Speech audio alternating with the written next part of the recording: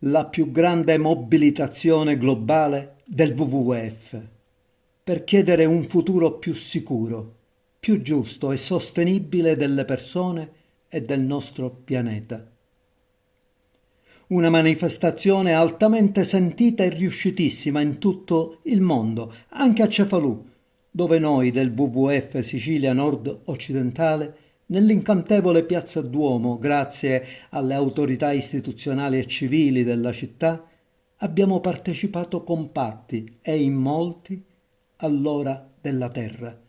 Un evento senza frontiere che ovunque, dalle 20:30 alle 21:30, si sono spente le luci di monumenti, palazzi, strade e tanti altri siti di innumerevoli città, per chiedere simbolicamente meditazioni, riflessioni e azioni non conflittuali come sta accadendo adesso ai potenti della terra affinché agiscano per un cambiamento rispettoso e dignitoso nei confronti di tutti i popoli del mondo e del pianeta in cui viviamo.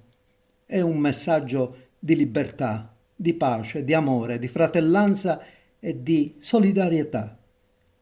Un grazie particolare va a chi in quest'ora ha saputo artisticamente intrattenerci con spettacolo, ballo e opera dei pupi.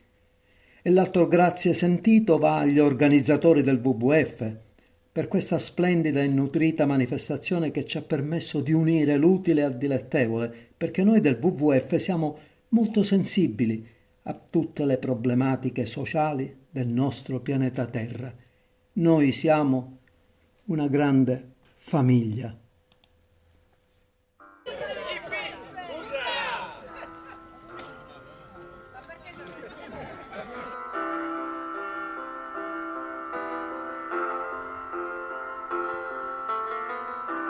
Imagine there's no heaven. See as if you try. No hell below us. Above us only sky. Imagine all the people living for today. Imagine there's no countries. It isn't hard to do. Nothing to kill or die for. And no religion too. Imagine all the people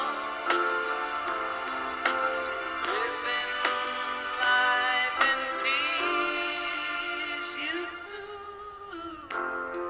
You may say I'm a dreamer, but I'm not the only one. I hope someday you'll join us and the world will be one.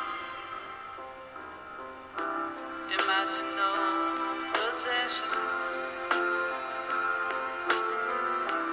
I wonder if you can. No need for greed or hunger or brotherhood of man. Imagine all the people sharing all the world. You may say